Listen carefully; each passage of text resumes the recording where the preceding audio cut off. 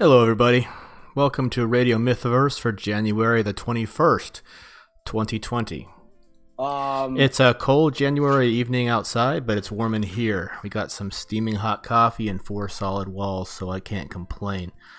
At the opening, you heard Back from the Dead by the Suburban Swamp Kids. They're a great ska punk band from South Florida. I put the link to their Bandcamp in the link below the video, description below the video. So check them out. They're great. Hey folks, I'm Dan. We have some things to talk about on this very cold Tuesday evening. At least Florida cold for me. With me tonight is Brett, our head of community outreach, and Matt, our lead writer. What's up, guys? Hey. Hold I on, just want to point out 1917. And I just want to point out that just as you came in, Dan and Neville wanted to get everyone talking shit about you. That's right. Well, that's fine. That's nothing new. I am very talk shit aboutable, if that's a word or a phrase. But yeah, right now the panel's got shirtless Yoda, Alabaster Scarf, and Neville with us right now. All right. Hey. Welcome, guys. Welcome, fellas. Glad to have you as always. So, Matt, you mentioned something about 1917. Yes, and everyone who talks during a movie should be shot. Well, yeah, especially in that movie. I mean, that movie is just a feast for every sense that you possess, and it needs to be absorbed. They should have Colin Firth's character should step out of the screen to get them to kneel and shoot them with his Wesley Fosbury revolver. You know, it reminds me of this one scene. It reminds me of this one scene in Firefly, where Shepherd Book just stares down Mel and he says, "There is a special level of hell reserved for child molesters and people who talk at the theater." How many circles down is it? But they go right alongside those people that press every button in an elevator before stepping off. I had someone do that at a convention. Very annoying. Oh, Jesus, really? Yeah. How many floors were involved? All of them. It's the Renaissance Center, so about 50, 56. Well, we'll talk a little bit more about 1917 in a little bit, because I really did enjoy that movie. I have a lot to talk about. But right now, just to give you guys a quick update, I'm set up in my brand new office here in our brand new house, and it's starting to come together nicely. We got basically our goal was just to get the beds built and the kitchen functional and the office set up, and we've gotten at least that much done, but we're still surrounded by boxes. We got a crap ton of work left to do, and we still have the other house open. We just had our final inspection over there, and they were for the most part pleased with how clean we kept it, so hopefully we'll get most if not all of our security deposit back, which will be a huge help, because the last 3 months I've been paying for 2 houses. Long story short, we bought this house that we're currently in last September, and we had intended to be fully moved in by Thanksgiving. Unfortunately, after we closed on this house, we discovered a fairly large amount of mold all around the subflooring, like extensive, that was overlooked by the inspectors because it was covered up by a moisture barrier. So we discovered this on our own when we started to pull up the floors, and we noticed the stink. So we went down under there, and we had my 16-year-old and I spent a weekend just ripping out all of the insulation so that we can get pictures of everything. And we found evidence that the sellers had in fact been aware of this issue, because we found new subflooring stamped the previous year alongside moldy subflooring. So we retained a lawyer, and we're gonna hopefully try to get them to settle for at least the cost of all the labor. That'll make it a little bit easier for us. But man, I hope this isn't the kind of mold that could have taken out the flooring. Well, I don't know if it would have taken out the flooring, but it's definitely a health hazard. Especially my oldest. He was very vulnerable to it when he was younger, and I don't think he would be as vulnerable to it now. But yeah, he's got a mold allergy. Nah, he's severe. So, and it's just not good for you as a general rule, but for him especially. So we couldn't move in here until that was taken care of. So that took 3 months to get that all squared away. So I've been paying for 2 houses for 3 months, and it's been pretty tight. But we are all cleared away now, and starting next month, it's only 1 payment. So big relief. Yeah. At least that, Sweet. yeah, that's at least good. But yeah, I mean, Yeah. yeah. Yeah, I don't recommend it. So yeah, last year was like the year of me paying for 2 houses at a time. Well, it was only. It wasn't not. It was only for 3 months. Well, that was this round of it. When I moved up here, we still had our home down south that hadn't sold yet, so we had that for. Yeah. So. Yeah, I forgot that. Yeah. So for the first part of this year, I was paying for 2 houses, and for the final part of the year, I was paying for 2 houses for several months. It was fun. It was a blast. It was an absolute scream. I absolutely I recommend you guys try it. See how long you can keep it up. And of course, this was the year we elected to do our crowdfunding campaign. So it was great.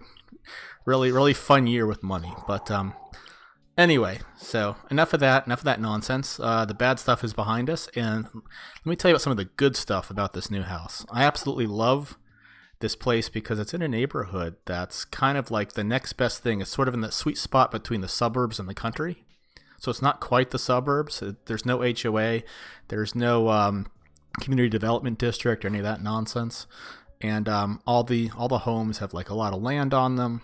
And there's no light pollution. So you go out at night, the sky's clear.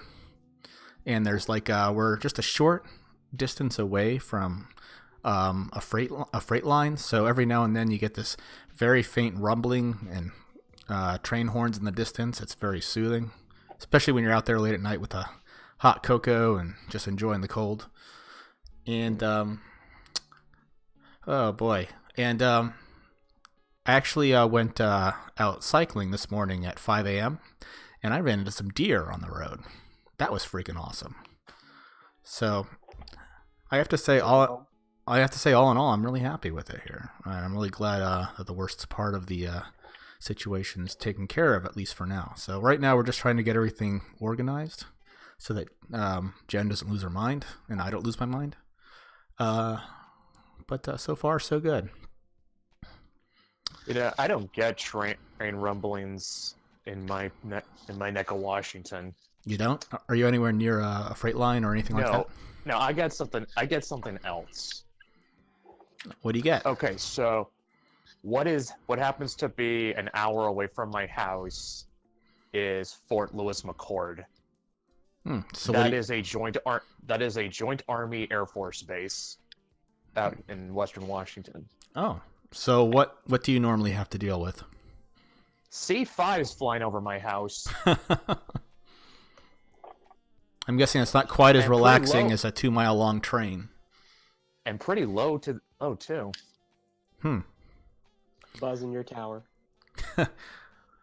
Requesting flyby. Negative, Maverick. The pattern is full. I guess they don't pay any attention. Maverick was a Navy pilot. Yeah, fair enough. But the average civvy would know the difference. So anyway, I'm sure most people would, just because that movie's so... Well, true. I mean, funniest story. I think I remember reading somewhere that Top Gun actually led to a lot of people signing up for the Navy. Don't know if that's true. Was it anywhere near as effective as the Village People song? Probably not. Although Top Gun is. Although here's a good question: which is gayer, Top Gun or the Village People song? Top Gun. I often tell people who haven't seen the movie that I've seen hardcore gay porn, and the volleyball scene in Top Gun is still the gayest thing I've ever seen. The biggest gay of them all. Impossible. That honorable. I'll be your wingman any day. I have not said. Name one thing I've said, Yoda, that is half as gay as any given line out of Top Gun. Doesn't have to be anything you said. It's just your nature. You are the big. See, then you'd have to start actually measuring it. How do you measure big gay? What unit do we use for that? It would be on a scale how of 1 to many- George Michael. How many inches are you willing to take? All right, how do we measure that with Top Gun?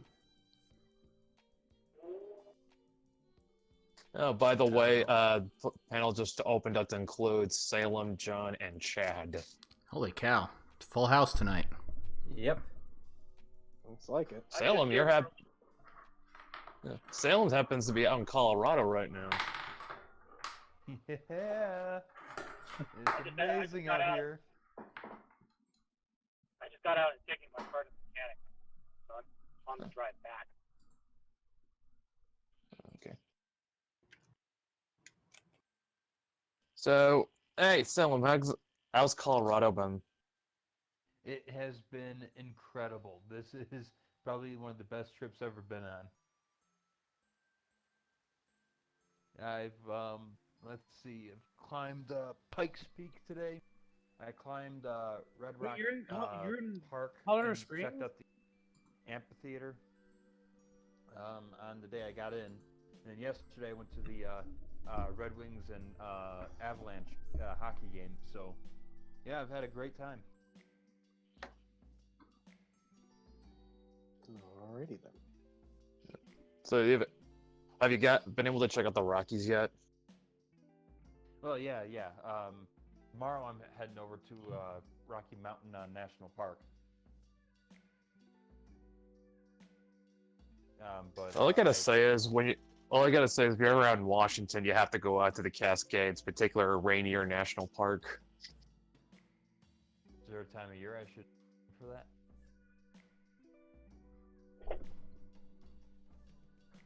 Is there a time of year I should aim for that?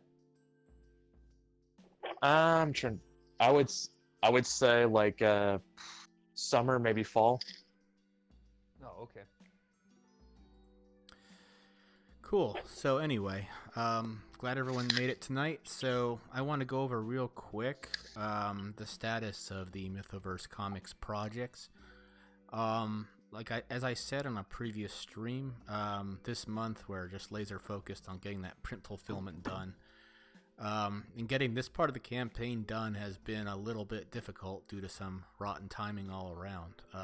I'll summarize it real quick for you. By the time our print files were ready last year, our printer that Wicked Publishing, Michael and Matt from Wicked had developed a relationship with, was going through a transition, which meant he'd be delayed in getting our orders done in 2019.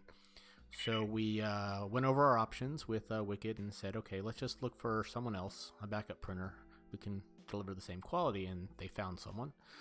We sent our files over to this new printer, and as it turns out, this new printer wanted some very hefty setup fees just to send us a proof, which was unusual.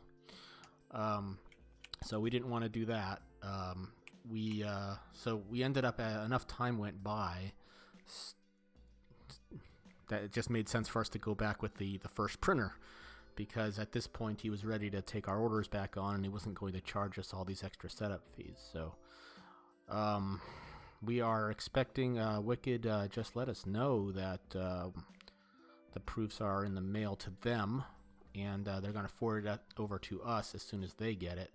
So I don't know, maybe by the weekend I think we should have them, and as soon as we approve them, they're going out. I got all the list of the backers over to them already, and there's only 1 or 2 updates when I sent out the message to make sure everyone's addresses were current, and that's what we're up to. So I'm really hoping that most of the backers get it before the end of February. We're going to fulfill in phases. The very first tier will be the $90 tier. They're getting all their stuff first, and we're going to work our way down. And everyone will get everything hopefully before the end of February. So we'll see. We'll see how it goes, but I'm pretty optimistic now that everything's back on track. So it was a fun adventure. I'm just glad it's finally reaching the end. And then we get to do it all over again. Sure. Yeah, Yeah. well, the ultimate goal is for us to get off the crowdfunding teat and just be at a point where the books pay for themselves. Yeah, because once we're done fulfilling it, they're on the Wicked store. You can buy them.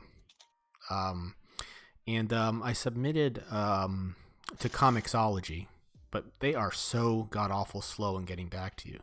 It took them a month to tell me that we can't put this on our store because the image quality wasn't high enough.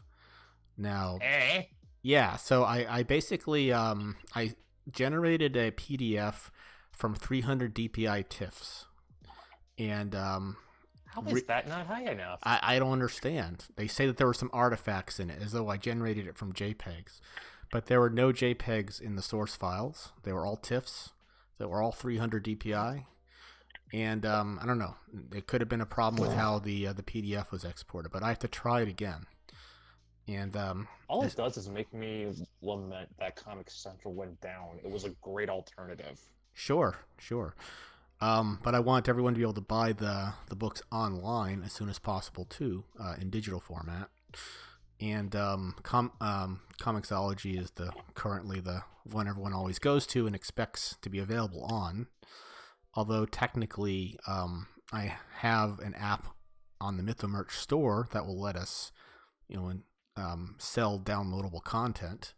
We could do it that way, but I just think everyone trusts and expects Comixology, so I'm going to have that set up as an option. Just they take forever to get back to you, and this is a problem with them in general. It must be because they're dealing with such a large volume of orders. But when I submitted the Adobe Kroger audiobook, it took them 2 weeks to tell me that I needed to remaster it again, and I had to do that twice. Like, I went ahead and I went step by step down their instructions in Adobe Audition, remastered those files like exactly how they told me to, and as far as I could tell, it was properly mastered. But they said, nope, try again. So I tried again. 2 weeks went by and they said, nope, try again. And then I said, F this, I'm just going to hire a professional audio engineer. And so I went looking around for someone online who said, I specialize in mastering files for ACX. I said, no kidding. Here, try this. And he got it right, and it was immediately approved 2 weeks later. So it took me over a month just to get that damn audiobook available for sale. But do you know how many people work with Comixology? I'm not sure. No idea. Understaffing the reason why perhaps it took so long? It could also have been that I submitted it 2 weeks before Christmas. I don't know.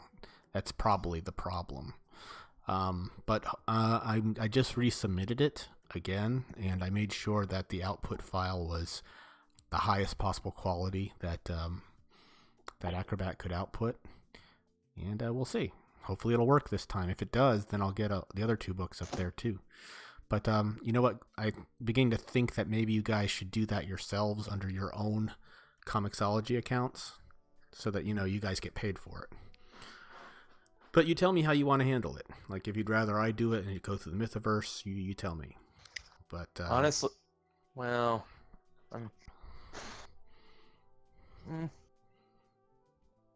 on the one hand, I definitely do not see a downside in me and Matt knowing how to prep the files ourselves. Sure. I mean, that's just. I mean, on the one hand, that's just less work one person has to do. In this case, you, Dan. Sure. I also just want to make sure that you guys understand every step of the process, so that you're not in the dark. Full transparency. I know that by default, I ended up doing a lot of this work because, I have the tools and the experience and the skill set to do it. But that doesn't mean you guys can't develop the same skills, and it's very important that you do. So. And we just need to set aside time to learn as well. Sure. Sure. I've got. Go ahead. Well, I bought Clip Art Studio, where just to do lettering. I saw that if I go for upgrade, I can do formatting on there. So when I get my my tax return, I'm going to use it to buy that. And that's fine. Whatever tool works for you, as long as the end result, meets specifications.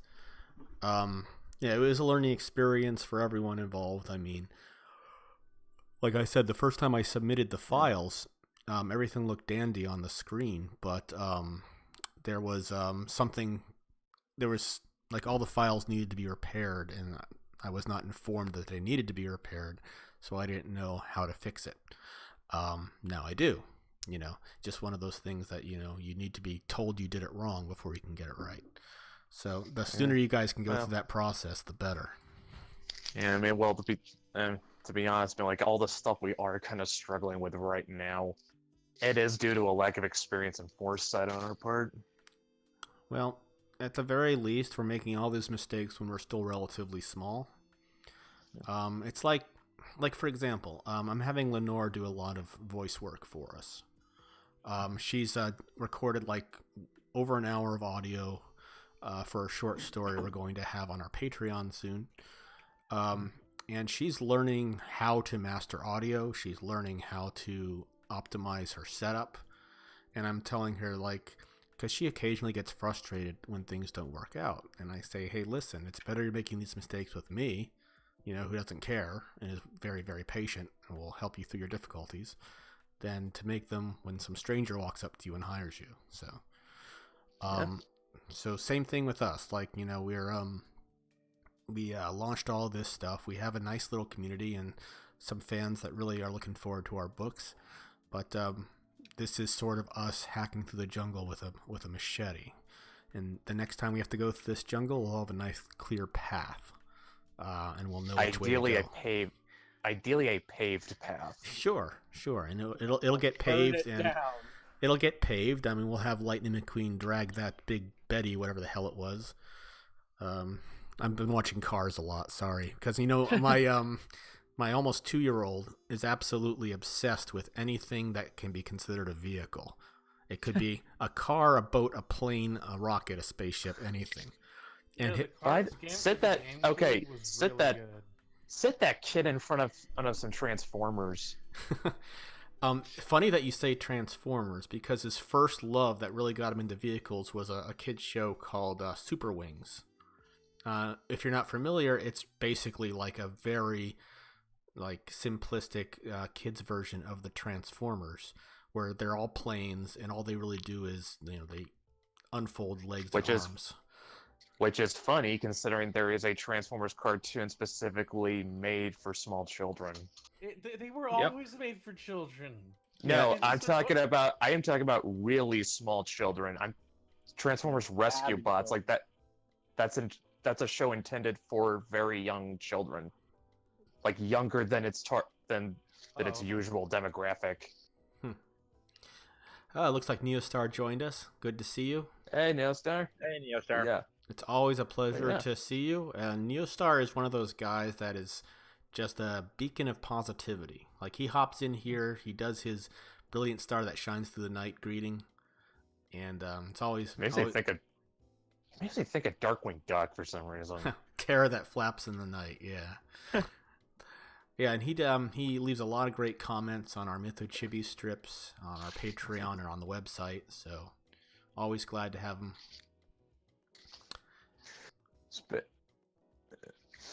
Speaking of which, yeah, we got this week's strip in from Antonella this morning, and if I remember correctly, that went up on the Patreon hours ago, right, Dan? Sure. As soon as I saw the finished comic in the group chat, I went ahead and dumped that on Twitter because I had an opportunity, and every now and then at work, I get pulled away for hours, and sometimes stuff slips my mind because I'm context switching all over the place. So when I have an opportunity and I see it there, I go ahead and say, oop, there we go, right on the Patreon. Yeah, I'll be uploading it to the website tomorrow morning. Great. Thanks for taking that over, by the way. It's one less thing for me to remember. Neostar says the intro is a nod to both Darkwing Duck and Hurricane Palomar. Nice. Don't know the other one. I admit that I don't either. Matt sounds like he does. Well, the Darkwing Duck part. Oh, okay. So you're not familiar with Hurricane Palomar either. No. Okay. Well, that's fine. You'll have to explain what that is, Neostar. Thank you. But yeah, what I kind of like about the how Mytho chooses kind of just sort of taking on a life of its own beyond just being a parody comic. Sure. It's brought together characters from like all different parts of the stories. Like, it doesn't make sense that Althea and Adobe and Smoot would be in the same place at this point in their life with a baby Maeve, but it's fun. It's fun. I kind of like how the last week's strip was just, it's like something straight out of Rugrats, because you can see that Maeve and Arlene are having a conversation using complete sentences and everything, but there's no adults around. Yeah, I have the strip up right now on the stream so everyone can see. So Arlene and Maeve, what we've been establishing... Dumb ox. What we've been establishing gradually is that Arlene and Maeve have very different perceptions of Adobe. Like, Maeve obviously considers her a big dumb ox. Arlene has more soft feelings for her, so... Probably because she knows she might be on thin ice due to Maeve. Yeah, Neostar said Smoot, so let me go back one to the previous strip where we see Smoot. Smoot, by the way, is Alabaster's waifu.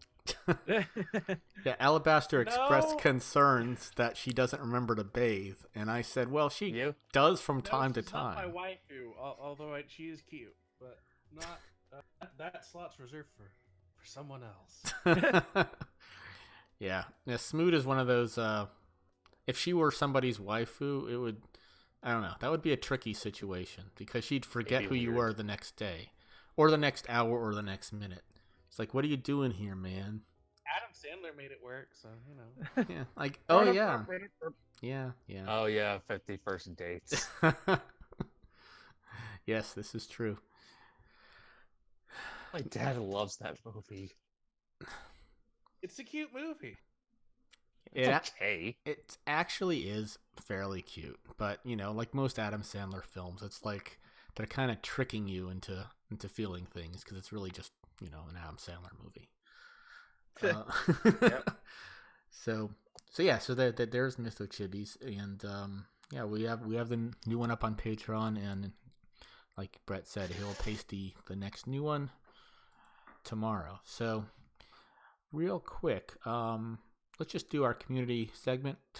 Brett, did you keep track of who won the pulling that up right now, and although I think it's probably a foregone conclusion at this point. If you say Dylan, you lose a testicle. No, I'm just kidding. Neostar says, I won't lie. I do like Smoot. I already had a hilarious idea for an encounter with Smoot and Riserman.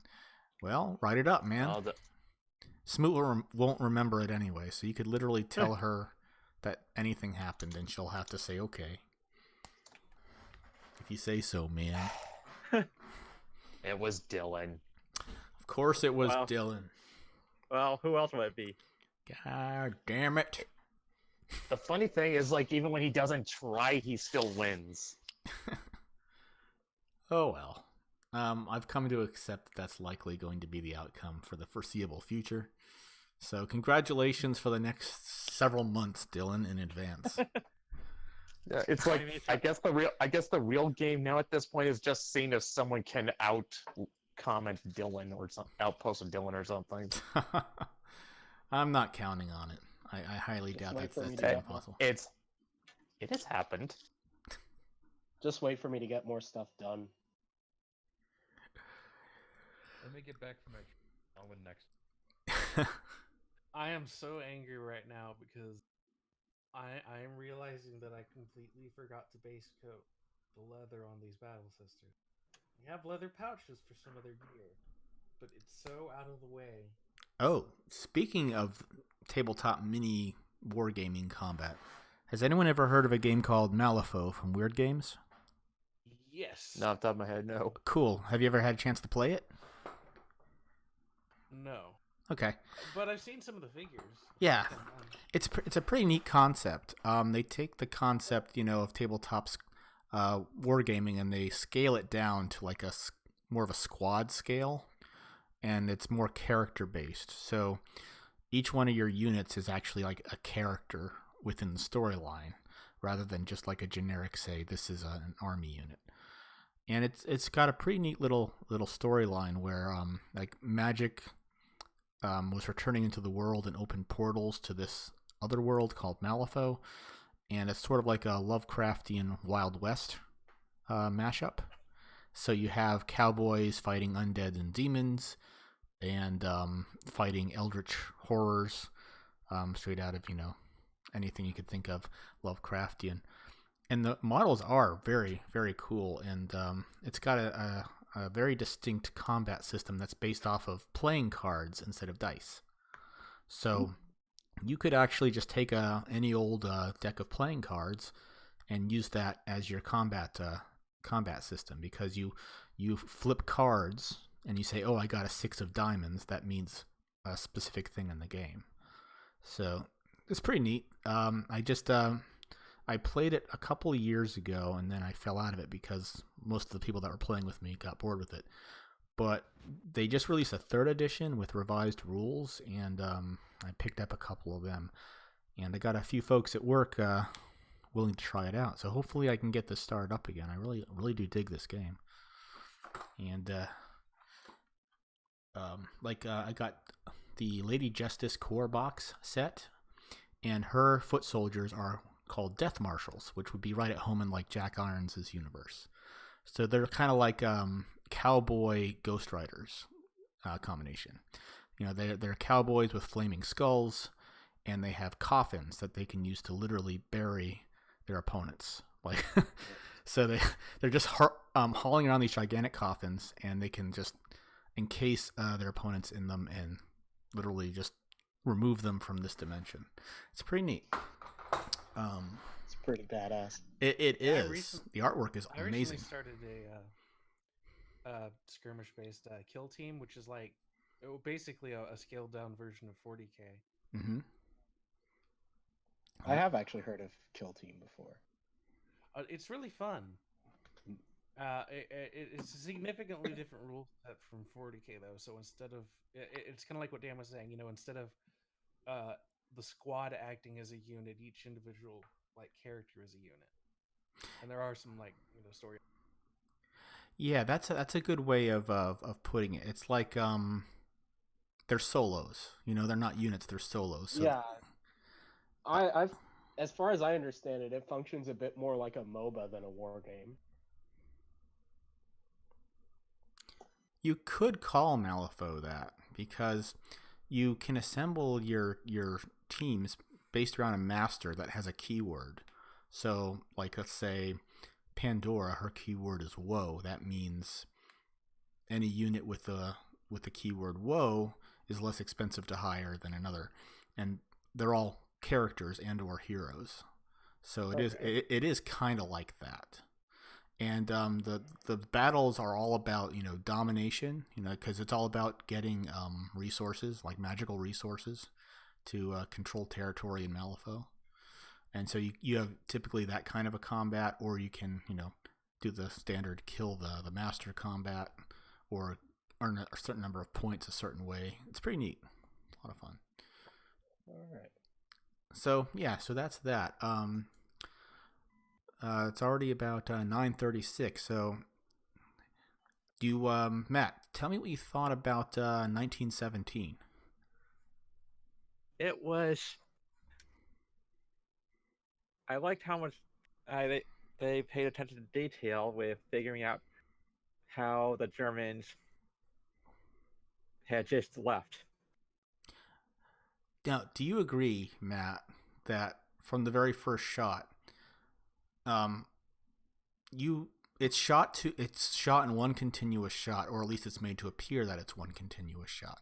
The cuts are obviously there if you know what to look for, but it's still very expertly done. So it appears as though, do you agree that you are a soldier walking along with them the entire time? Yeah. Yeah, it literally feels like you're following them, or you're just 5 feet away from them the whole time, and there's no break in the there's one break in the action, I should say.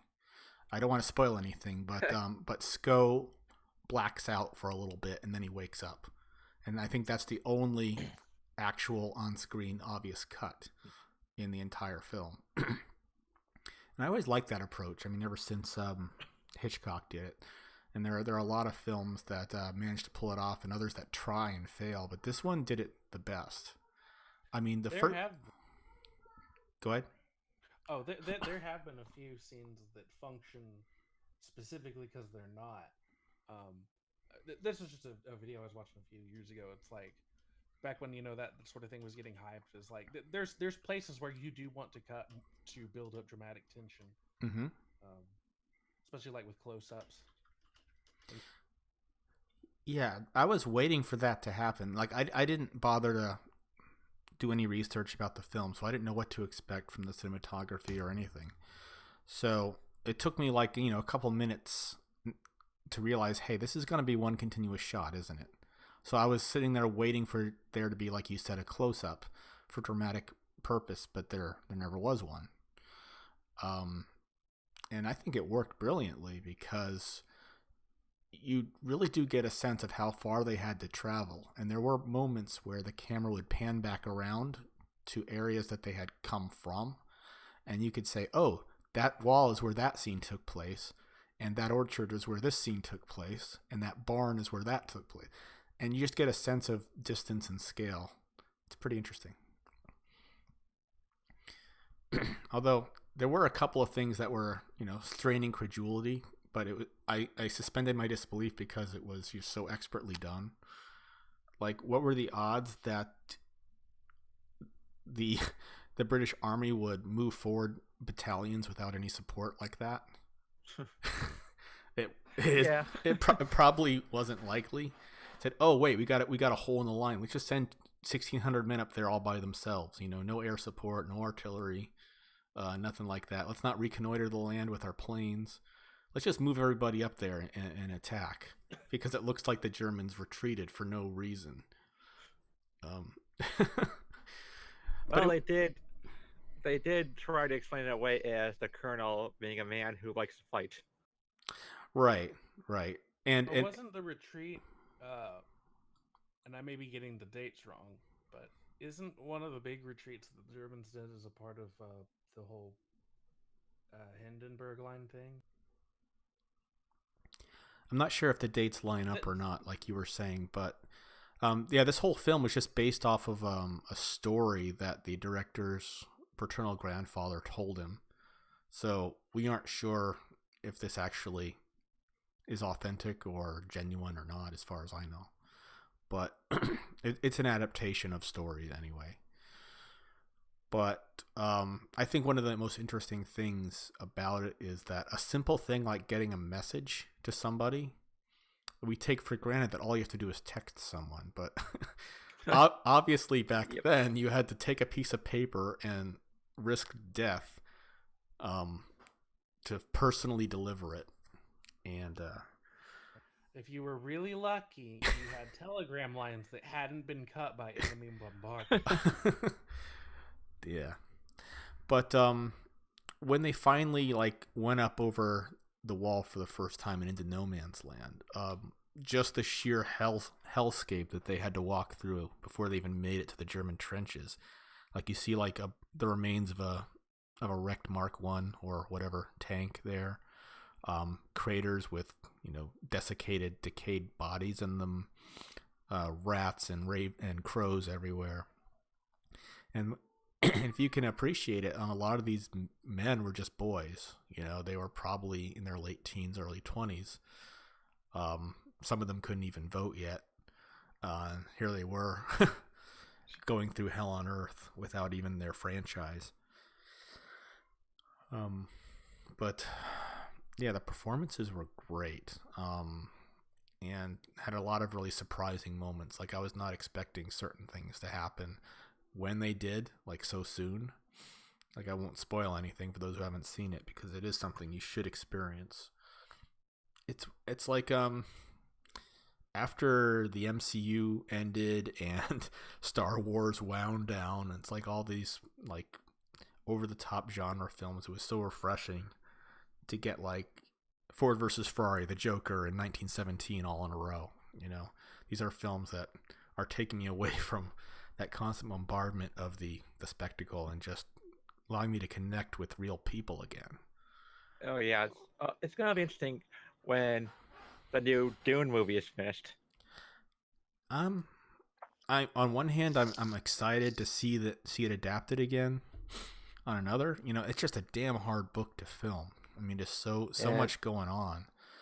And the Dune audiobook with the full cast recording, that's almost good enough for me. you know.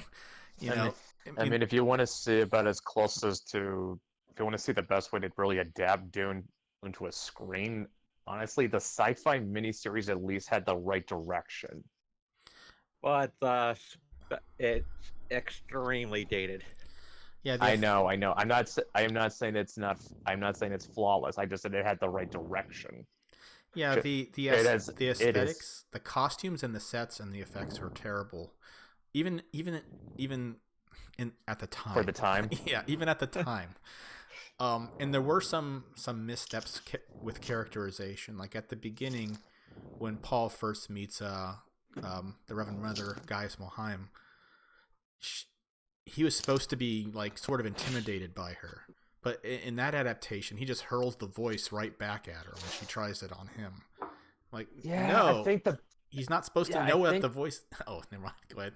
Yeah, I think like that it was sort of done based on Paul when he at the end of the book, which like once you get to the end of the story, it kind of like the actor's performance makes a lot more sense. But yeah, and also I mean while we're on that subject, there's like a lot of there's some questionable casting in there too. Anyway, like William Hurt as Leto. Yeah, he like when he said they tried to take the life of my son, I was like, I don't believe you at all. It's William Hurt though. When is he ever emoted? Oh God. Yeah, I actually liked the guy that got to play Paul for the most part. I just really was put off by the fact that they got that opening meeting with the Reverend Mother so wrong. Yeah. I will say this though, the guy that guy who they got playing Baron Harkonnen, that was actually really good. In fact, this performance between that and the guy from the Lynch film, it's like night and day. Oh yeah, one's a cunning villain, while the other is a psychopathic madman. Yeah, and you know the Baron wasn't supposed to have hideous pustules of disease on his face. He was just fat.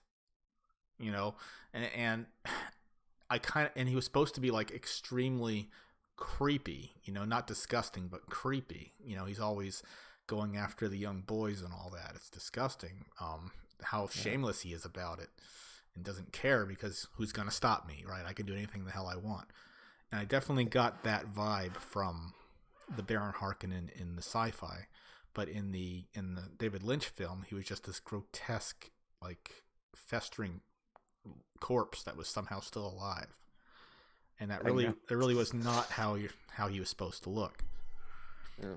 And interestingly enough, like his suspensors were just supposed to allow him to walk. They didn't really make him fly or float. But another thing that you can give the Lynch movie over the sci-fi miniseries was that one thing the Lynch movie never lacked in was a sense of scale. Things did not feel as big as they should have in the miniseries. I noticed that immediately when they were wandering around Dune. It looked like they were on a soundstage. You know, it didn't look like they were in the desert because it was shot at like a flat angle. And, I mean, seriously, if anyone wants to talk about it, would have been too expensive to shoot. Really, you guys really could not have sprung a little cash to head out to New Mexico and shoot in the middle of the desert. Like, you need one good wide establishing shot. And they didn't have that. It was just like you see the actors walking along what looks like the Truman Show.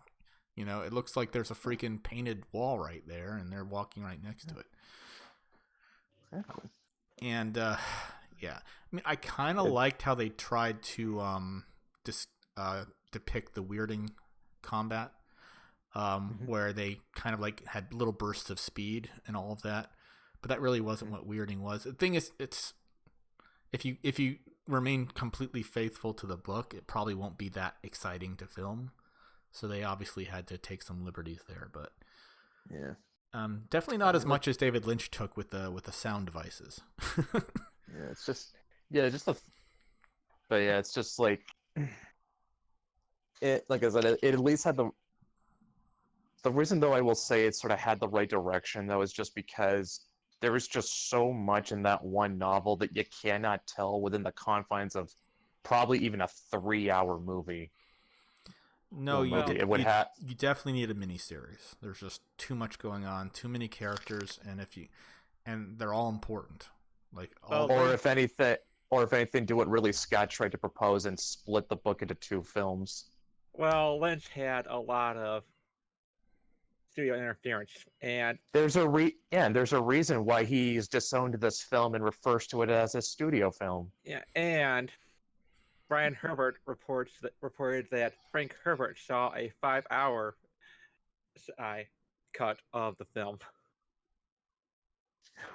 Well, I guess he didn't like that one either. No, Frank Herbert loved the film. He hated the ending. Yeah. Yeah. Well, anyway, so I'm hoping that the new film takes it in a good direction.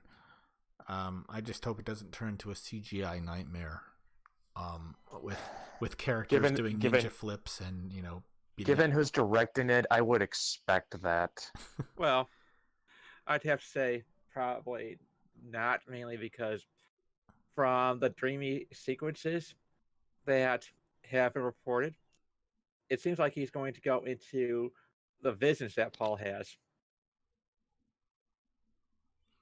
Well, yeah, it's like we said, it's a tricky novel to film properly. So I don't envy anyone trying to tackle it, but there's a right way and a wrong way to do it. And I mean, like Lord of the Rings was for the longest time considered unfilmable, and the only reason we even got a watchable film out of it was because Peter Jackson had to cut whole chunks out of the novel. Also, he made a lot of changes. He made a lot of changes. Yeah, and that was just to keep the flow going. Right.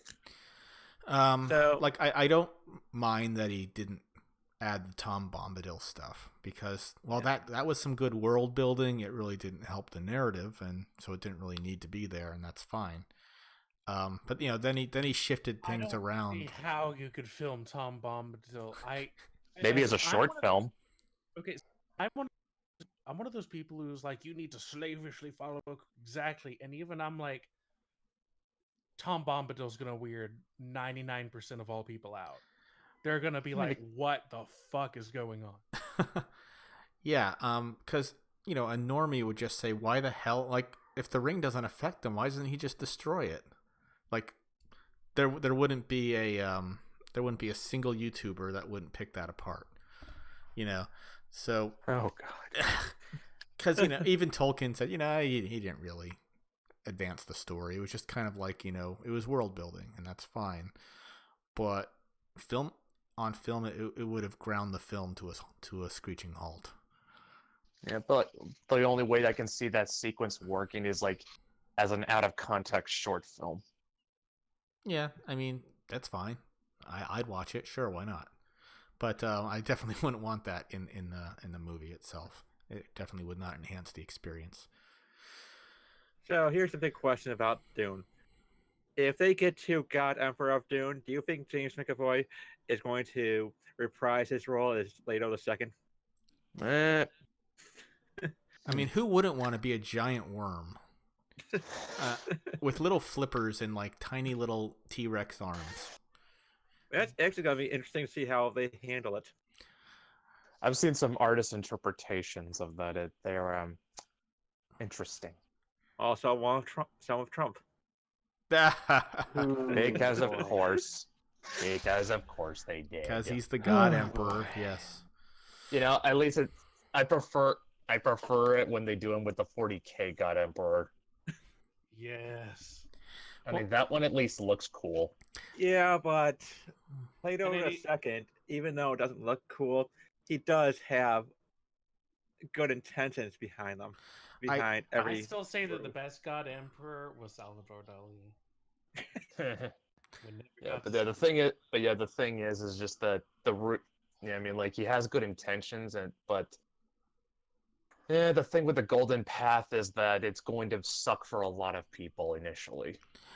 It will, but he said himself he was the first long-term ruler, and humanity needed it at that point in order to Yeah, I survive the know. threat. I know. It's all. And it I was, know. It's ultimate. It's ultimately for everyone's betterment. yeah, and he endured like A, sacrificing his humanity, and B, everyone despising him for thousands of years, simply to make sure humanity survived. And that way, he's probably the most interesting and tragic ruler in fiction, at least for me. There were times I was like, damn, I hope someone assassinates this asshole when he was when I was younger. Because it's like he's forbidding space travel. He's hoarding all the spice. He's telling everyone what to do. He's constantly murdering Duncan over and over and over again. Poor Yep. Duncan. By the way, they'll be Jason Momoa at that point. I would not mind seeing Jason Momoa in that role. He'd make a good Duncan. Oh, I think so too. Yeah, I mean, say what you want about him. He's fun to watch. He's like The Rock. That man is charismatic as hell, and even though he's not that great of an actor, he's charming and he's fun to watch. Like Arnold Schwarzenegger. Yeah. Like And Arnold you Schwarzenegger. really need someone charismatic in the role of Duncan Idaho. Yeah, Duncan Idaho is like the dashing hero. Like, Although really.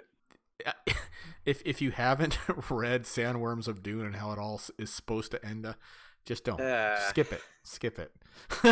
There's a lot, from what I understand, like pretty much everything post God Emperor of Dune you can pretty much ignore because not only is there some weird continuity slip ups, it just gets fucked. And when I say fucked, as in it's weird.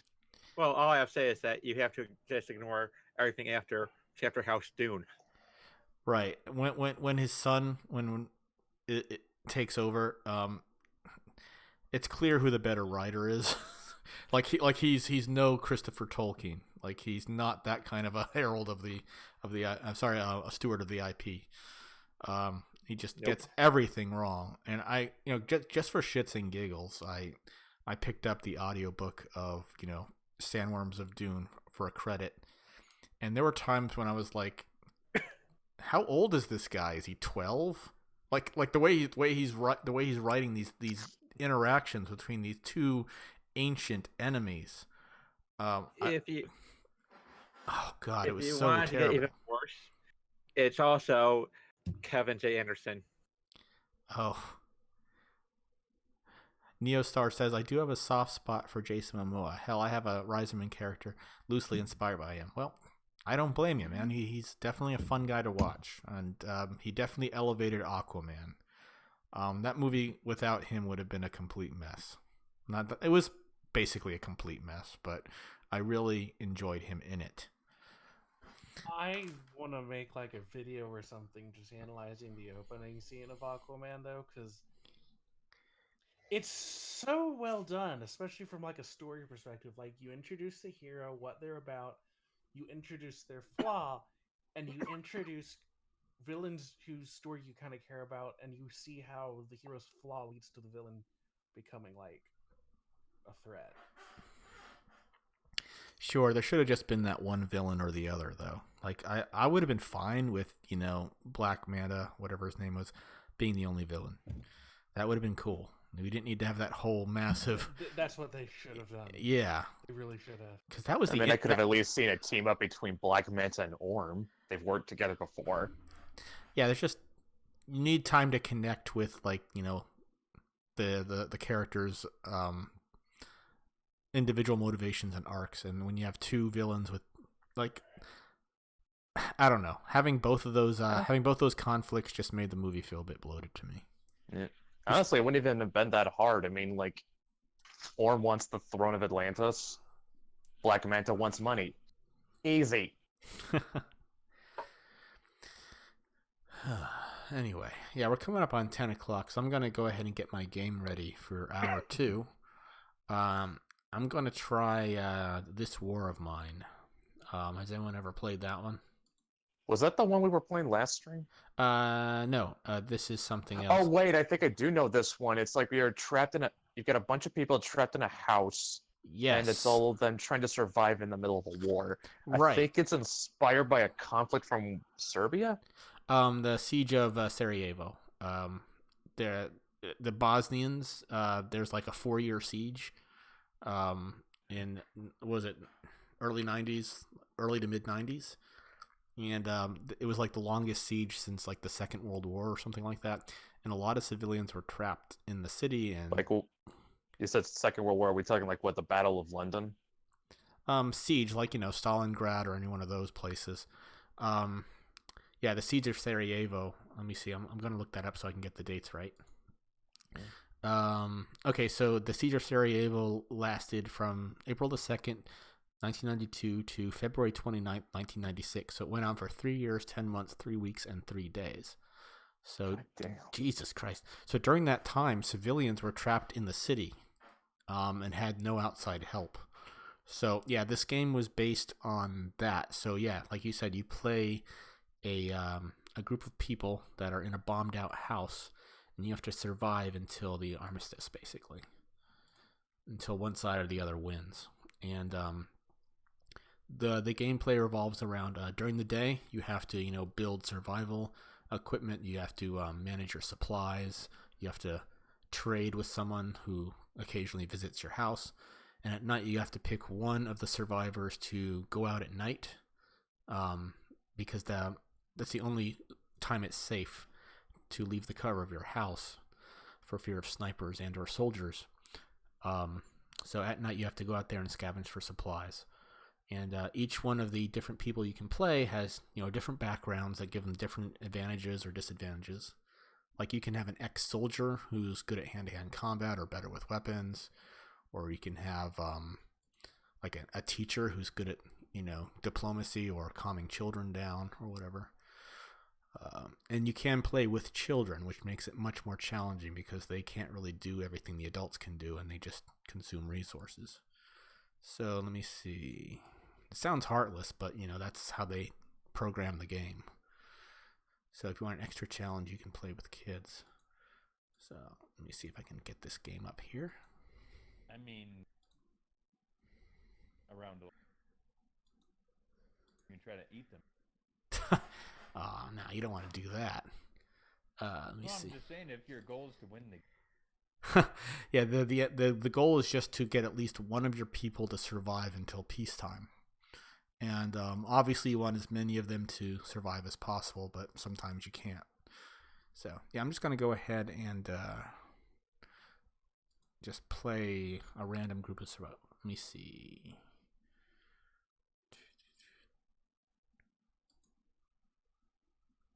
Yeah, okay, cool. I'm just playing a random group. I don't know what the situation is. You can make custom scenarios, so you can say, I want this dude, this girl, whatever, and this is how long I want the war to go on. This is how severe I want the winter to be, and all that stuff. So, geez, Napoleon and Hitler really could have benefited deciding.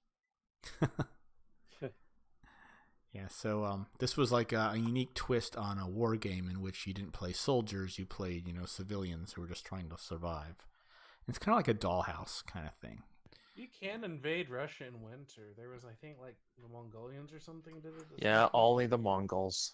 Goddamn Mongolians with your shitty walls. They took the time to say, like, we got to deal with snow. What should we do? What supplies should we have? They took their time and were like, rather than going in with treads that were too heavy to get through. Well, also keep in mind when the Mongols did invade Russia, they had horses and arrows. Every time I build up my shitty wall, the Mongolians tear it down. That was what made them. That was what made the Mongols such an effective fighting force at the time. horses and arrows. You're All right. really underestimating the fact because the Russians thought to have it at that time, they'd be. It's Salem. I think. Can you speak in closer to your mic? I can barely hear you, dude. Here,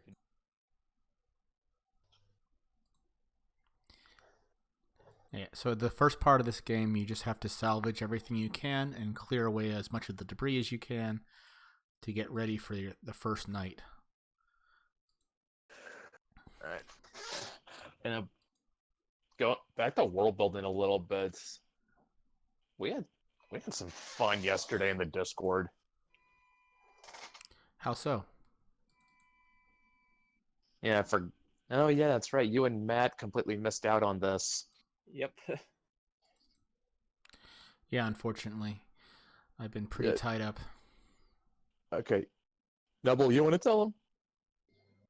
Well, a lot of it involved figuring out in-universe brands, and one of the brands that we actually figured out is a line of burner cell phones, Okay.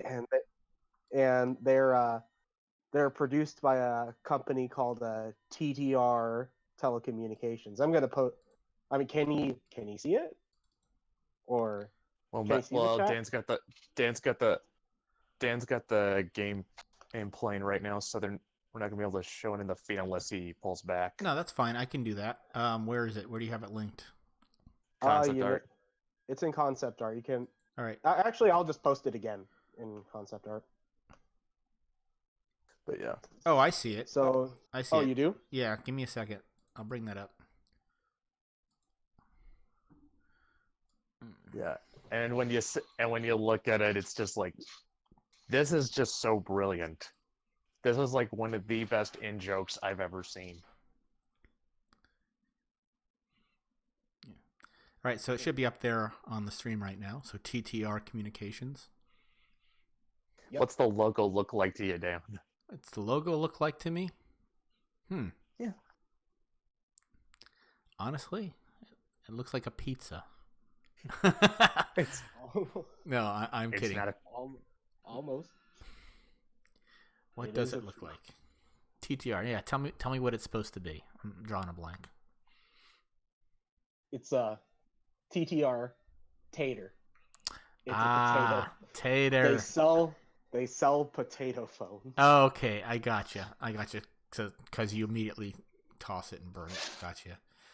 Awesome. How about it is that joke that hits that sweet spot between being subtle and obvious. Nice. Is this Frostigo's brand as well? Oh yeah. All right. It's that is a line of. It's basically a Slurpee from 7-Eleven. Okay.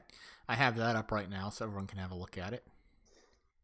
And this was because this was kind of born from an idea that I had that came from watching Chain Invader Zim, and it was an episode where for a bit I saw Gerd trying to slurp down a suck monkey, and then it's also me remembering one day at work he where I sucks saw his face in.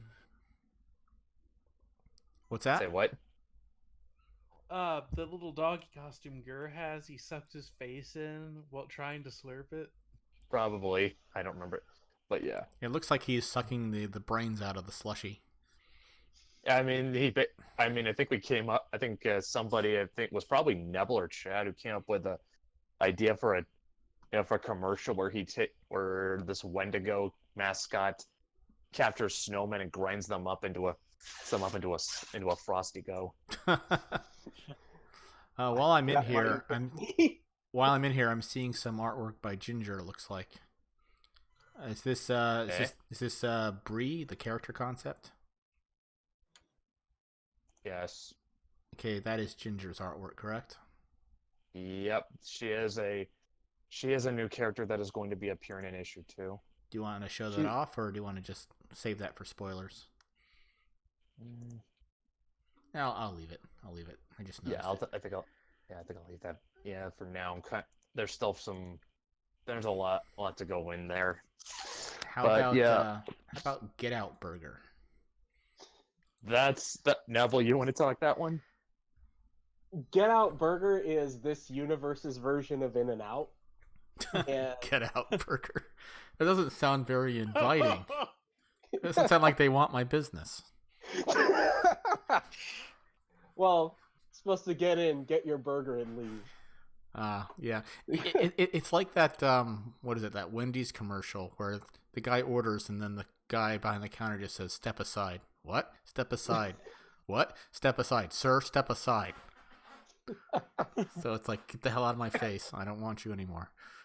Yeah, Neat. but yeah, this whole idea for like a line of in-universe brands came from like me watching that one episode of Invader Zim, and I think it was one day at work where I saw a customer wearing a Los Pollos Hermanos shirt. And if anyone does not remember what that is, Los Pollos Hermanos was a chicken franchise that was from Breaking Bad. Yeah, that was used as a front. That was used as a front by Gus Fring for his meth operation.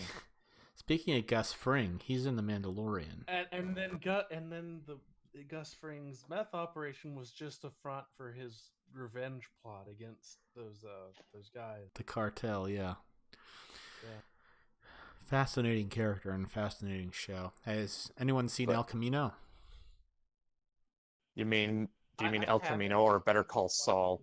El Camino, the movie, the sequel to Breaking Bad, that shows us what happened to Jesse after he escaped. I have not. You should see it. It's on Netflix. If you don't, I don't have Netflix. You don't have Netflix. All right, then don't see it. Go ahead. But having this whole line of in-universe brands, that I thought it's something that, for one, it gives the universe a sense of lived-inness. Sure. And two, it's just more stuff we can merchandise. Merchandising. Merchandising.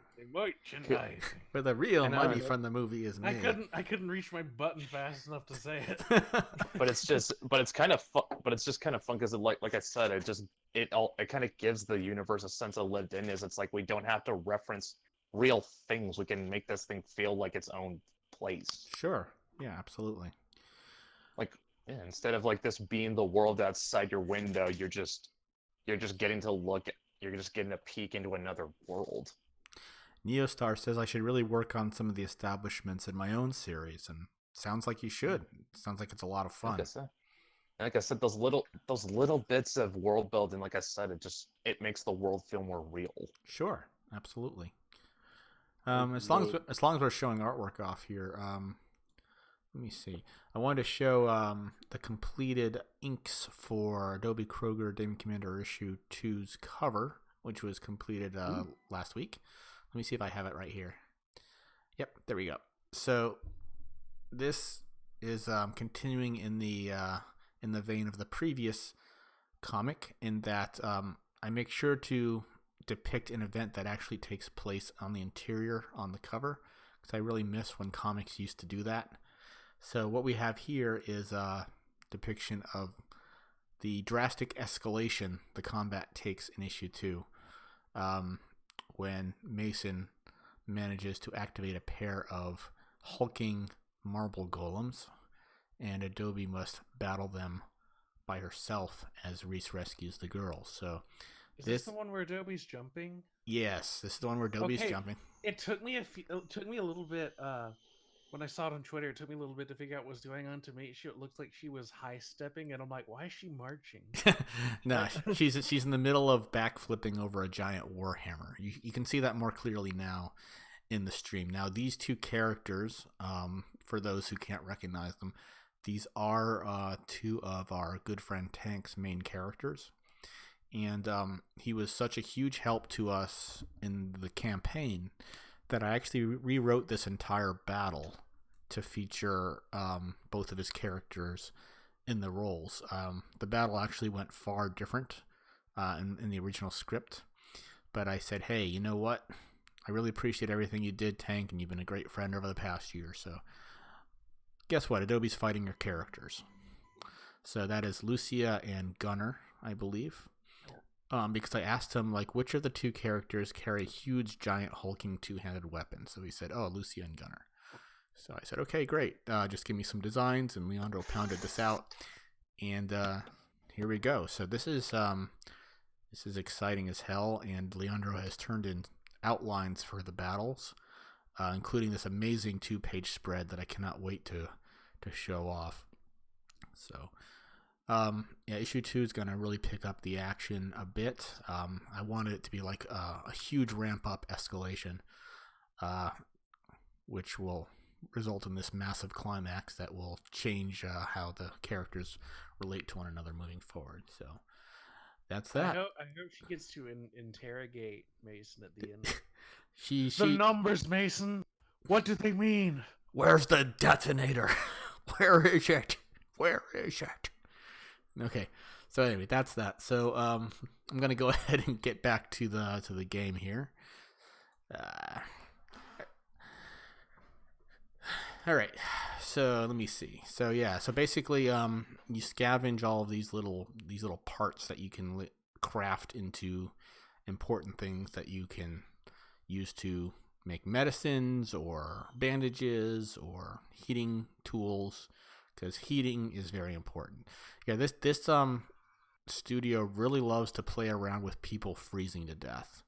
Their follow-up game was Frostpunk, which takes place in like late 1800s London, where we enter another ice age, and the only thing keeping us alive is this massive towering steam generator.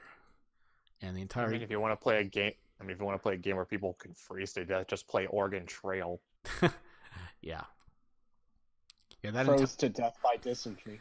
By dysentery, yeah. You know, I have to wonder, did anyone ever play Oregon Trail and get their entire party to Oregon? No, I never finished it. Never.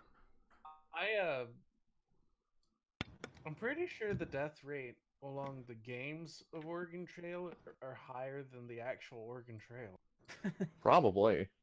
Because there's a cutoff point where you say going across the states isn't worth it. Although I did look up the actual death toll of the Oregon Trail, and it was remarkably high. Oh, how much of it is dysentery and how much of it is being attacked by animals or natives or anything like that? Or freezing to death, freezing to death, dying from hunger. Dying from or Donner somebody eating Party. you. There we go, Donner Party. Some old Californian fun right there. Ain't no party like a Donner Party. The Donner Party don't Don't- stop. Until you eat the last man. But yeah, I don't think I know anyone who managed to get the entire party to Oregon.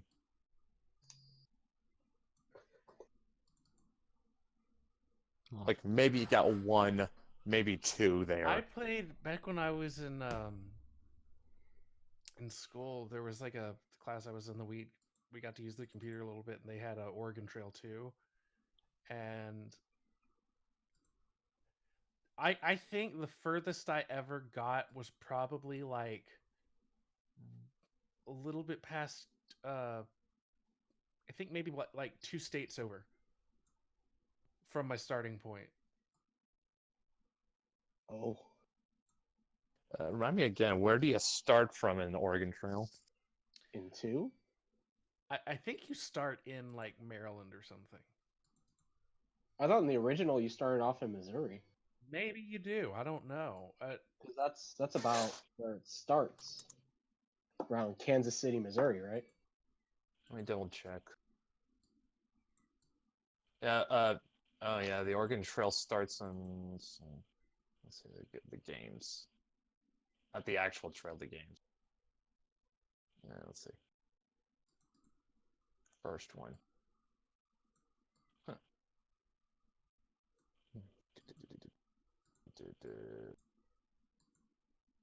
Yeah, you start from Independence, Missouri. Oh, my mistake. Wrong. Well, you were in the right state. Was it really that close? I could have sworn I don't know. that maybe it's different in 2, but I remember I saw Starting it in like an Maryland. ocean. I could swear I remember there being like an ocean. Oh wait, ooh, this is the very first one. This is when first Oregon Trail was actually released in 1971. Oh my god. I think the one in 1985. The one in 1985. I think that's the one everyone knows. Yeah.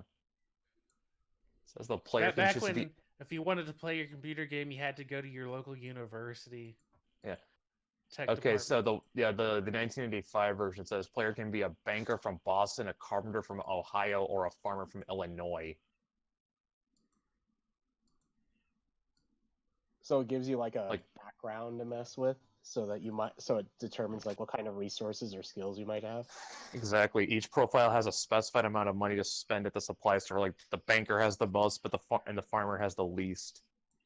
Before the beginning of the journey, after the player sets off from Independence, there are several landmarks on the trail where players can make decisions, shop for supplies, or rest.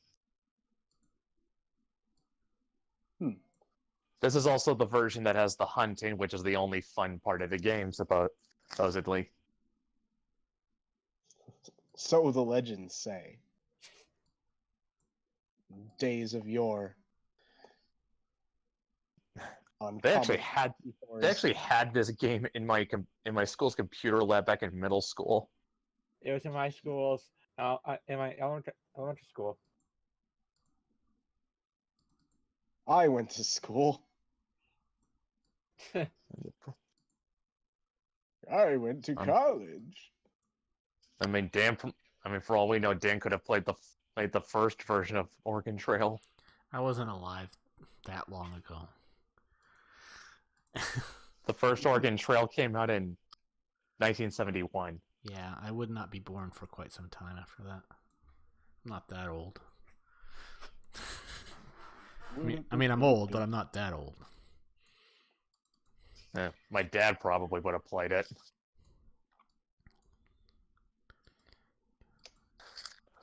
Yeah, I just want to know if anyone ever actually managed to get everyone to Oregon without them dying. And I don't know anyone that has. It's been so long, I don't remember. There was a guy who actually worked at NASA as a drill engineer. And they got him to play Kerbal Space Program, and he got him to Mars on like the first try, I think. Nice.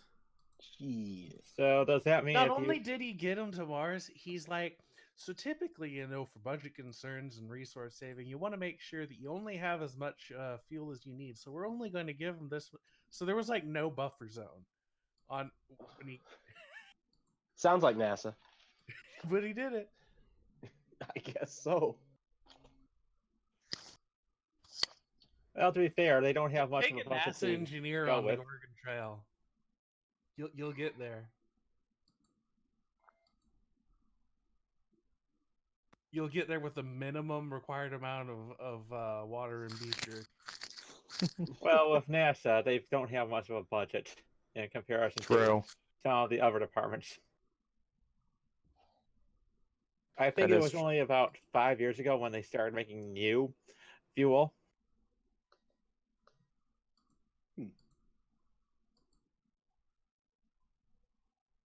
Was it just more efficient fuel, or no? It's just that they ran out. What, did they have fuel that was almost expired or something? No, they were running out, so they had to make more, and they haven't made more since the 80s. Oh shit! That's how fuel efficient their stuff is. Oh my god, that is so sad. I mean, that is hilarious. That is hilarious and sad. I don't really think so. It helps to have. It helps if they actually know that they know how to budget fuel. I guess they have a pretty good sense of budgeting resources. Just not money. I don't know. I mean, I don't know. I mean, I technically pay for NASA, and what have they done since getting to the moon? International Space Station. Oh, they landed a probe onto Mars. Wait, didn't that probe's battery die? Last year. Listen, I asked that question once, and my neighbor, God rest his soul, I really miss him, but he actually pointed out that a lot of upper end technologies and even stuff that we use every day was originally developed due to NASA research. So I'm not surprised. Yeah, there's and the Voyager probes actually left the solar system and entered deep space a little bit ago. Huh. They reached the edge of the space, basically a giant wall of active plasma. They called the Wall of Fire, and basically, the idea is that the sun is giving off a magnetic field that's repelling these cosmic rays that are coming in from deep space, and they got to look at that. It was pretty interesting. I'll try and find a picture of it. Damn. I gotta pass an interest in astronomy. There was one time back when I was in Michigan, I went out really far out in the country to go stargazing with my dad. I forget where it was, but it's like for people who like live near a city, you really do not understand like how far out like away from the city you got to get to properly stargaze because of all the light pollution. Oh yeah. Yep. But when you can actually see all those stars and you can actually see like a little bit, like yeah, you can actually see like one of the tails of the Milky Way. It's almost a kind of religious experience. Oh yeah, definitely. Also, I'm posting the picture of the Wall of Fire. I live in the suburbs down here, and I can usually see the stars at night pretty fine. There's a lot of them. Oh man, you have not. Oh, Buster, you have yet. You do not know what you're missing until you actually really get out far. Like, you got to get as far from civilization as possible. Mountains or desert are optimal. Yeah, that's what I've been told. That's what I've been told by professional stargazers. Deserts and mountains are the ideal stargazing spots. Everest. It's pretty good. Also, in the chat, I've got the diagram of where Voyager 1 and 2 are in relation to the Wall of Fire. Yeah, I can see it. Like, well, that's just an artist interpretation, but wow.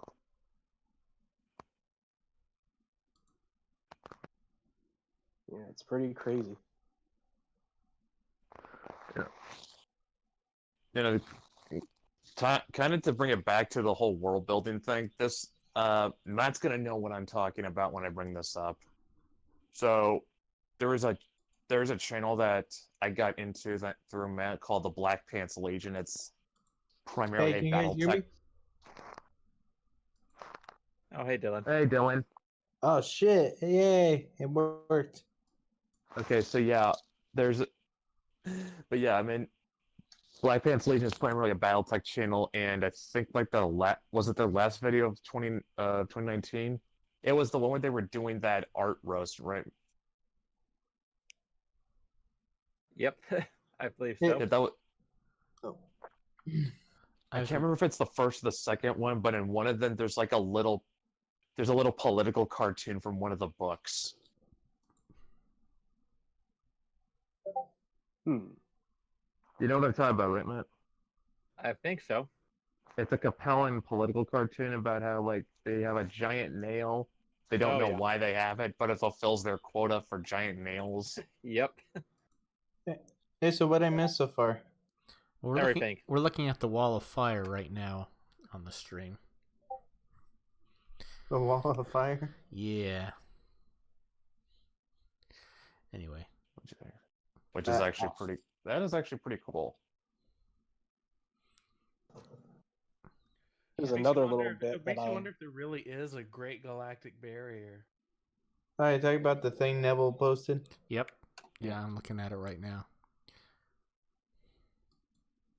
Yeah, they discovered this a couple months ago, but I still think it's really cool that you can see that that Voyager 1 and 2 got far enough out into the solar system's edge to see the basically the edge of the effectiveness of the sun's magnetic field. And it's really not. This is not something that gets incorporated into a lot of science fiction. Yeah, well, we didn't really know about it before. Okay, so this is like the outside of the sun's grasp. Well, the outside of the magnetic field, which repels most forms of cosmic radiation. Holy Jesus! The entire solar system is surrounded by a 50,000 degrees Celsius wall of plasma. Yep. Just sitting there. Hey, Yep. hey, we all know that everything revolves around Earth. I'm just kidding. I mean, hard not to think so after this. But yeah, it's really I think it's really fascinating, especially given the role like magnetic fields play in the solar system, because basically something that the Earth does in relation to the sun's doing in relation to the whole solar system.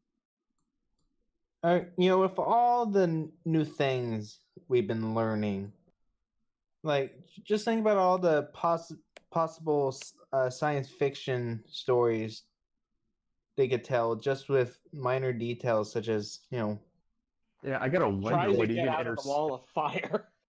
Yeah, now there's one. You want to make interstellar travel possible, but you can't get past the wall of fire.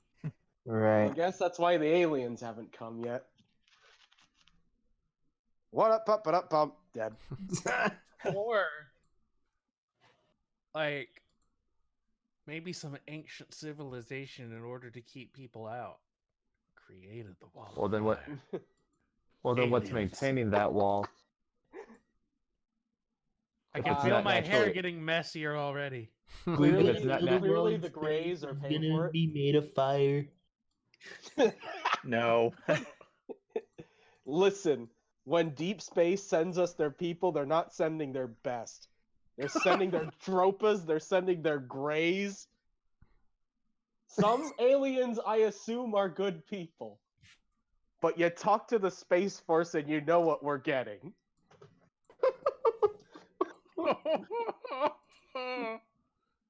That is. Oh my.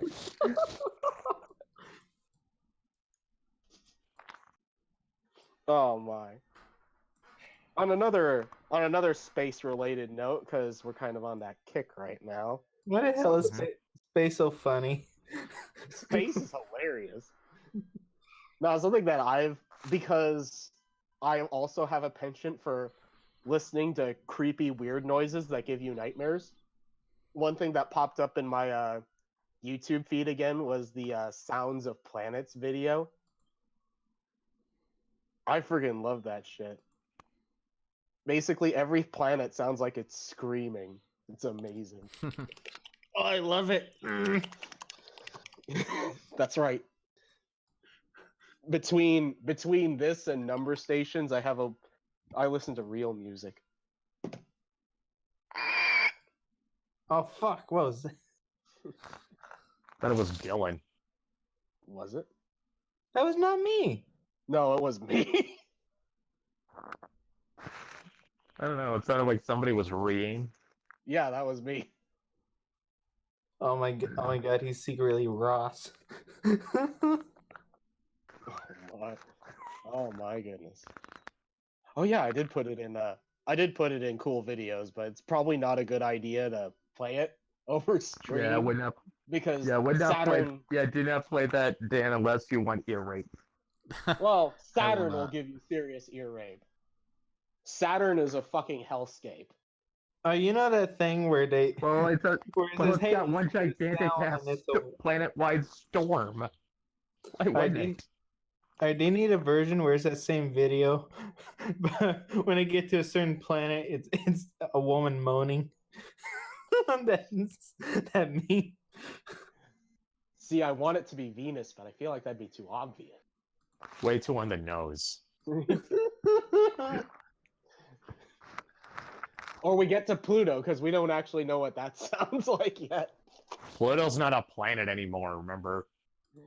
Well, they have moons on there too, so. Didn't it get reinstated as a planet though? I heard something about that. It's a planet, then it's not a planet, now it's a planet again. Can people make up their minds? I think they settled on dwarf planet. Pluto a planet again. No, it's just making me think of that one Rick and Morty episode from season 1. Who? I'm pretty sure it was season 1. I think I honestly enjoyed Rick and Morty more when it was just the weird adventures. They're like, I'm depressed, Morty. Morty, I'm fucking depressed. That episode, what I was thinking, that episode was pretty funny just because it was for like once people actually took Jerry's opinion seriously, and then he had to ruin it by saying, Pluto is not a planet. I'm sorry that it's not a planet. Welp. So where's this image from anyway? Is it like a render somebody did? I think it's a diagram. Yeah, it's an artist rendition of where the plasma wall is. The heliosphere is thick. Yes, the heliosphere is quite thick. It's it's thick for our protection. A black hole. That's right. And we've Lots looted of padding. And we've looted our planets. It's time to loot the heliosphere. It's time to loot magnetic fields. We have the technology. I would say that makes no sense, but you know what? Black hole chain is a thing anyway, so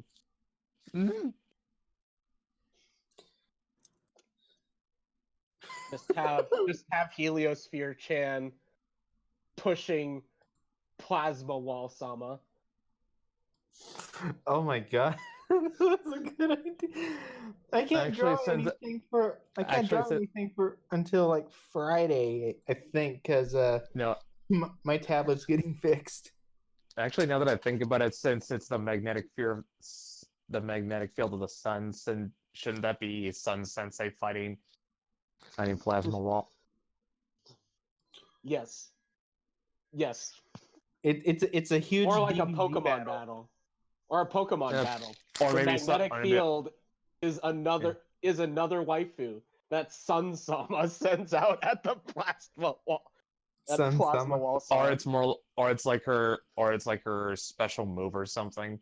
You know, the fact we haven't gotten an anime about sentient planets, I don't think. I'm surprised. We've already got an anime where you take Ultraman Kaiju and there are schoolgirls, so give it enough time. I'm not making... Look up Kaiju Girls. It's a thing. It's an anime where they took Kaiju from the Ultraman series and made them schoolgirls. All I can say is I'm surprised it hasn't already happened with Godzilla Kaiju, and I'm taking that as a blessing in disguise right now. Well, I mean, there's fan art, but that's it. That doesn't count. Right, I know. We need Earth-chan to be a thing, damn it. Earth-chan's already a thing. No, I wouldn't. An Earth-chan anime I could actually get behind. Oh, okay. She has a rough relationship with humans. I mean, listen. She spent the past million years trying to kill us. And she's very insecure about her body. Always, because anytime anyone points out she's flat, she has to yell, "I'm not flat."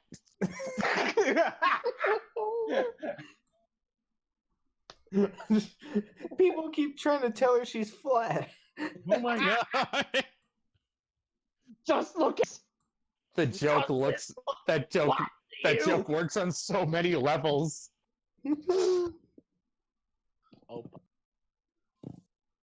Earth Pie. That's what it's called, Earth Pie. Kill me.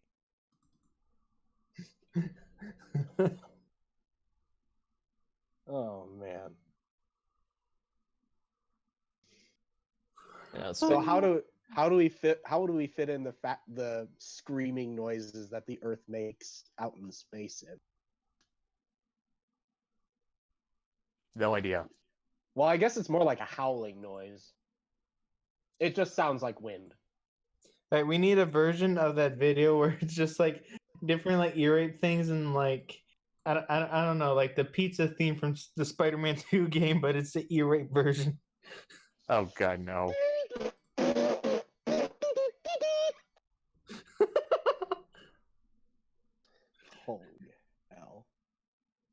I don't know why. Just the ear rape version of anything is hilarious. Yeah, until you lose your ability to hear shit.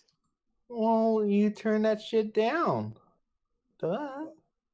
That defeats the point of it being ear rape. It's supposed to take you by surprise and make you go deaf temporarily. I did something like that for Persona 3. I did an ear rape of the Iwado Dai dorm. Oh my god. Now I gotta find it. I called it the I want to die dorm.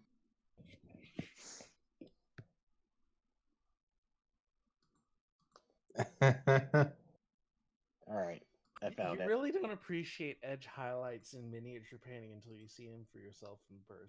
They look kind of goofy, like especially on the Games Workshop web store. Oh fuck. I did say it was ear rape, didn't I? Yes, you did. Okay.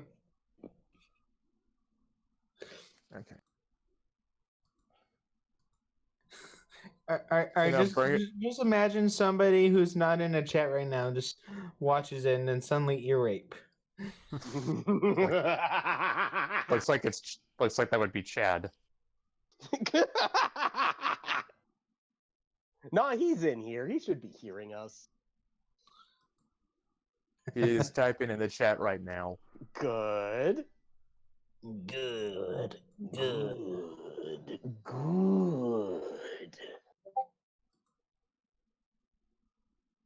Uh-oh. Oh, that's fun. Is it at the I Want For to a Die sad dorm? night of tubs of ice cream and Netflix? Okay, Alright. yeah. I think I can. Yep, I can kind of guess where this goes. All right, have a good night, chat. Bye. Yeah, instead of Netflix and chill, I would prefer Yoo-hoo and Woohoo. Or Hulu and Woohoo. Hulu and Woohoo. Yeah, that's it. I mean, that one at least rhymes. Let's see. Disney Plus while I thrust. Just kidding.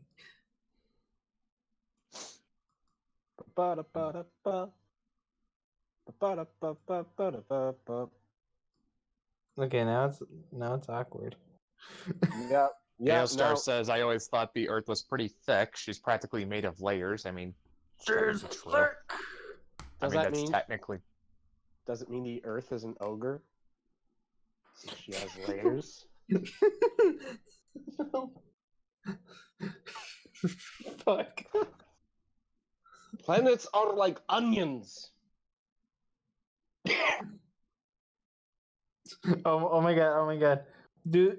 Can you do dummy thick with Shrek? Oh my god. Do it. Do the dummy thick line, but with Shrek. God, hang on. I'd have to look it up. Oh no. I thought you were gonna. Okay, never mind. I mean, I don't actually remember the whole thing. Oh my god. Is there actually a thing with Shrek saying he's dummy thick? I mean, I'm sure there is. I'd be surprised if there wasn't. I'm trying to sneak around, but I'm dummy thick, and the clap from my ass cheeks keeps alerting the guards. I would just put on the Fantano meme. Oh god. Hey Kermit, is Miss Piggy dummy thick? Let me tell you something about that shithead. We don't talk about that anymore. I don't want to think about it. I don't need the little Kermit rising again after thinking about the dummy thick. Professor Peterson, is that you? Free speech is the mechanism by which the ass cheeks clap. I said that. You cannot That have a bit should fixed not. society in That bit has chaos. no right being so funny. Oh my god. You know, and the thing about Dostoevsky is he understood ass clapping on a fundamental level beyond which most people could even comprehend. It's not trivial. It's no joke. The ass cheeks clapping is a serious, profound issue. What do you mean by ass clapping? Where is some people ask me like, is being dummy thick good? Well, I'd have to ask what you mean by dummy thick. It's not as simple as you think it is. No joke. Bucko.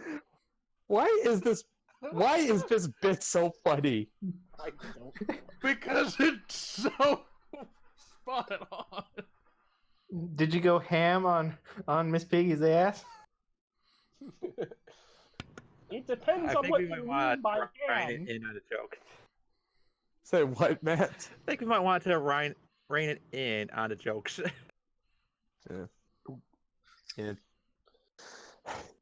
Now that we know that the wall of fire is a thing, it makes me wonder how the inner sphere ever got past the solar system now, Matt. or any sci-fi map.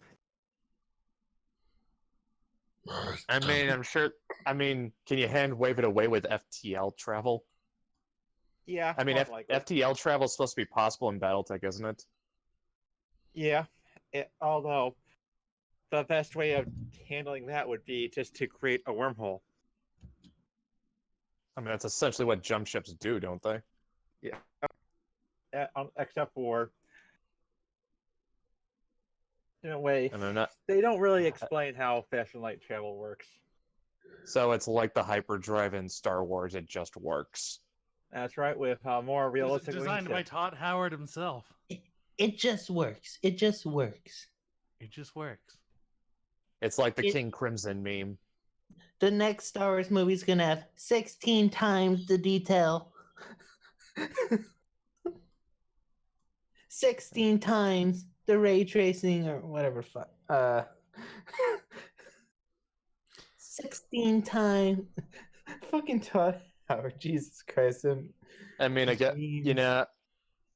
guess when you're making a war game with giant stompy robots, the last thing you're really going to be all that concerned about is how did the jump ships work.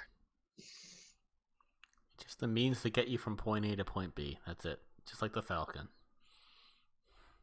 Yeah.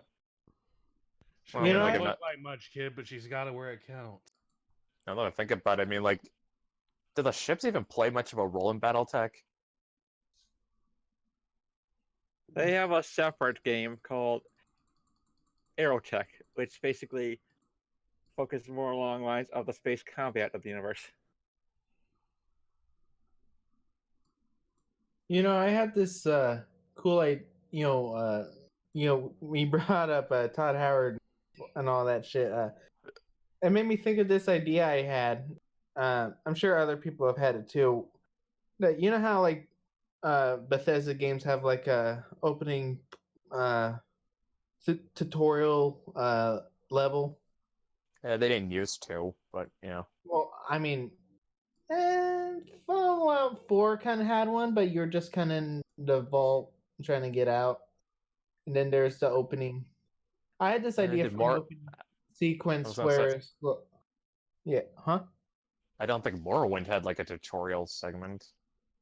Yeah, I'm talking about games like after games like Oblivion, all that. Yeah, okay. Okay, but I had this when Fallout 4 was coming out, I had this idea where it will like start because your character's from the pre-war era, and I had this idea that it would start like in the middle of combat or something like that. And it didn't. And yeah, like you could like customize him like while he was like over fighting, but nope. Like there's just, Yeah, I mean, I honestly like Fallout 4. I mean, it's sort of a I guilty. downloaded a save state off of Nexus mods just to avoid that opening. Right. Yeah, I had a because on consoles, they have mods. Yeah. I have a mod for Skyrim where it skips the entire intro. And yeah, it was pretty great. It's just okay. I mean, like you got to go through it the first time. Okay, fine. I think most will put up with it. It's when you got to go through it the second time that you really start to hate it. Right. I think honestly, I think Outer Worlds, like its like first like area, like gives you some missions to do, and it gives you a big choice with consequences, and there's like multiple different ways to, like, honestly, I think that the sort of tutorial thing like perfected teaches you to the choices you're gonna make, and everything, and you know what I mean. It just kind of drops you in the world, and you just go from there. It reminds me of an old Ego Raptor video, and this was back when he was still good. It was when he was The going over days like of the yore. Are you talking about the sequel, the Zelda sequelitis, Mega Man, but yes. or the Mega Man? Yeah. Yeah, it was the sequelitis video he did on Super Mega Man. Oh Super boy, Mega Man, it's I think. Mega Man. Or was it Mega Man X? Mega Man X, that was the one that he did on Mega Man X, and Oh man. like how the first level, even though it's a tutorial, it's not presented like one. Right. I completely like disagree with his Zelda video, but I remember going back and watching it all the time because I just thought he was freaking hilarious. Yeah. But yeah, I mean like that intro level in Mega Man X does a really good job teaching you about the game just through level design instead of just like spelling out the mechanics for you. Yeah. It's just like what the hell happened though? Like to like I mean, yeah, he no longer goes by Ego Raptor, and he turned on the entire Newgrounds audience saying, "Oh, those people are just edgy." Blah blah blah blah. That's where you got started, stupid. Yeah, and people called him out. Everyone on Newgrounds is like, "What the hell? You started out here." Like, are Talk you about kidding biting me? the hand that feeds. Well, it doesn't feed him anymore. Okay, biting the hand that fed. Yeah, he got woke. He got all this. He got popular, got woke, all that crap. It's Just more like, it's more like he got popular and he's like, I don't need you anymore. yeah, but he's gone pretty fucking woke too. Like, even his humor is like totally like toned down. He like condemns like, oh, edgy, oh, that humor's edgy. When he was condemning Sir Pilo on his uh video making fun of the Storytime animators. He's like, oh, this is just edgy. Are you freaking kidding me? Has he even looked at his old videos? Hush, child. Ego Raptors. Okay. Pikachu. Ah, fuck. Do I gotta bring up the Halo Reach episode? I mean the Halo Reach video? Right. Just His old videos were full of edgy humor. he's just a huge hypocrite. Honestly. I wouldn't call him a hypocrite. He's just a sellout. Yeah. Hypocrites condemn people when they're doing the exact same thing. He doesn't do that anymore. Right. So, because now he's got a new cash cow. Ergo, sellout. Right. Just it's stupid. like I remember waiting for like the longest time, like uh, for another sequelitis for anything, but that was years ago. Never gonna happen anymore. I was a naive kid. Like, damn it. Yeah, In I days completely before. disagreed with his other sequelitis, but You could god at least damn, see it where he was was funny. coming from. Well, not Yeah, I just could see that, you where could he's coming still. from, but I watched it like multiple times. Like I kept like for a while I kept rewatching his videos because I just found them so funny. You know.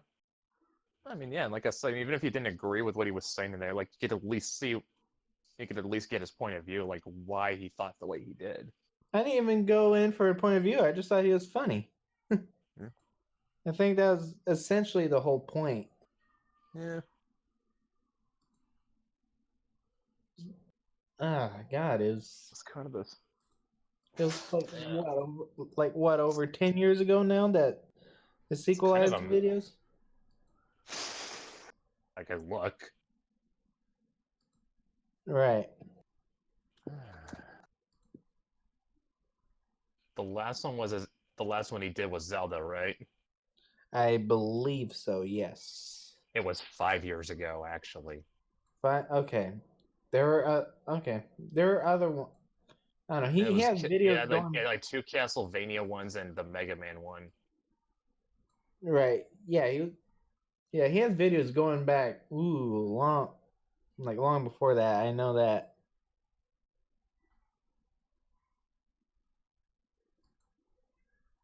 Just Oh that. yeah, I mean, he used to have it's just yeah, a lot of variety in his animation in his animated videos. Right, I don't know why. Just that Newgrounds type of humor. Where it That's was just honestly. kind of. That's It just was kind really of my humor. It was That's really kinda where my- unpredictable. You never knew what was going to come out. Yeah, just I watched this there's this Dragon Ball Z collab video recently that was made recently. God, it was some of the most stupid shit ever, but I loved it to death. Like, Bulma, I need you to stick your finger in my prostate.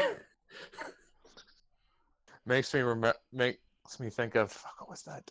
Oh, that makes me think of that one purpleized WTF soup. I'm at soup. So, oh crap! I'm at the soups. I'm at the soup store. Yes.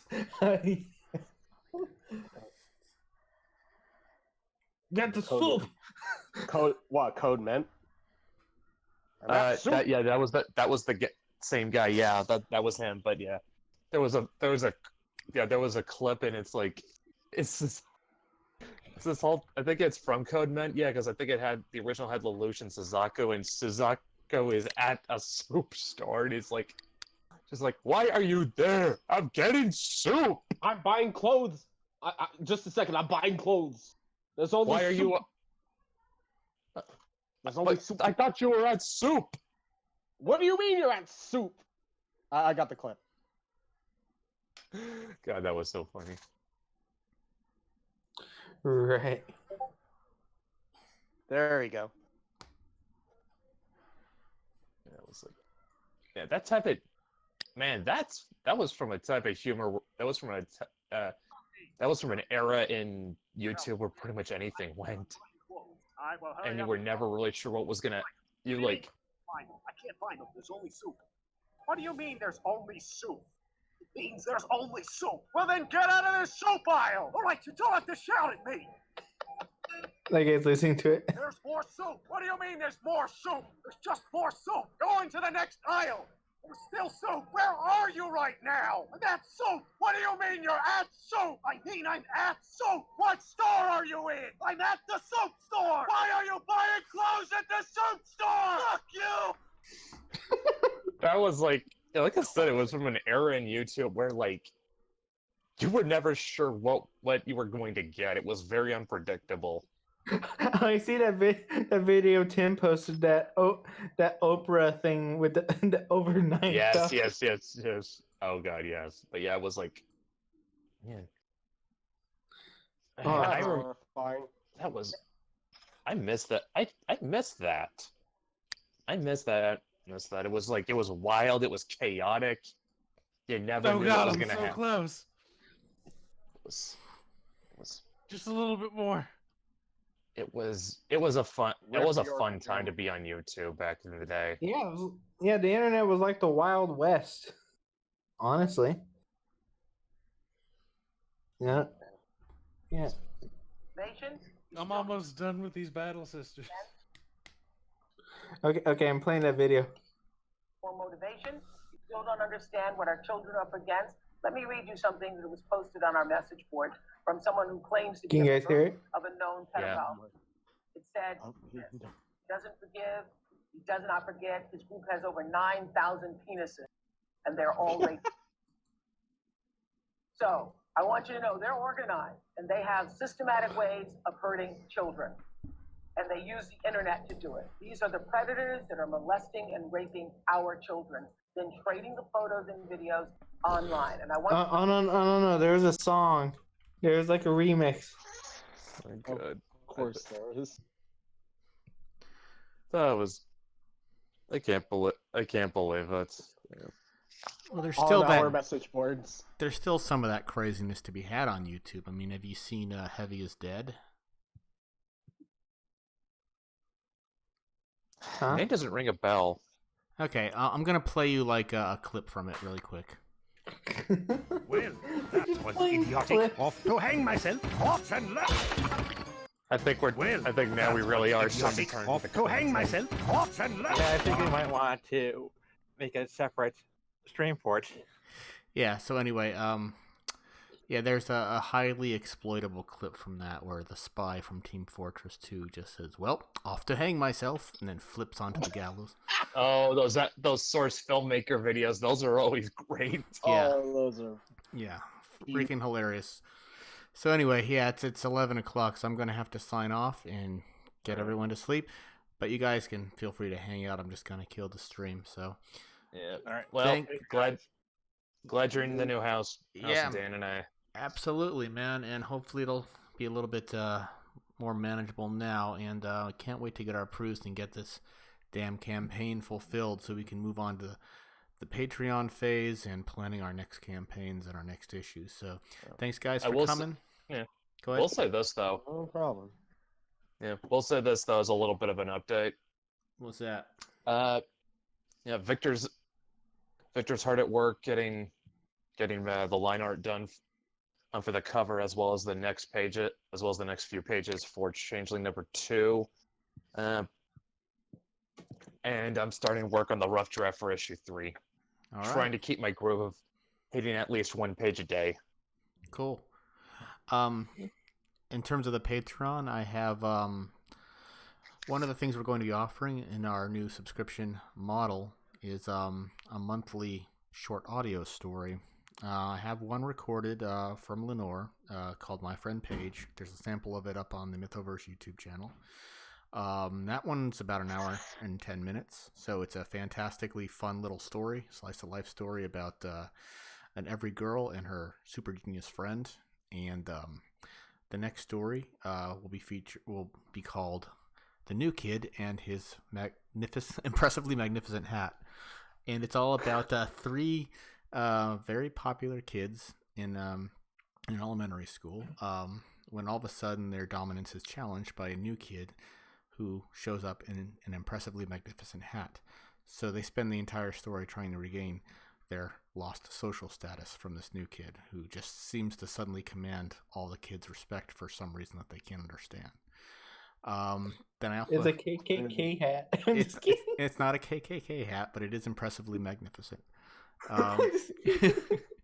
It's one of the, and it's is this going to be a case where you never really describe what the hat looks like?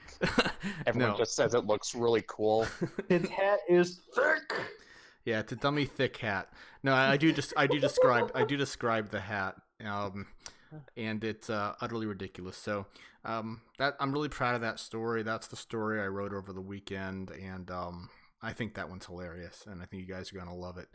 Another story that I'm working on is it's right now it's called The Sweetest Little Giant, and it's the story that my daughter and I are writing together about a little girl named Grace who goes on an adventure with a giant. So that one should be fun. And then I have a novel that I have been writing for the past several years. I'm going to offer in serialized format on the Patreon. So yeah, lots of cool stuff to look forward to, and a lot of other cool things that I haven't announced yet. But I will as soon as I can show it off. So you guys take care of yourself and have a great week, and we'll see you online.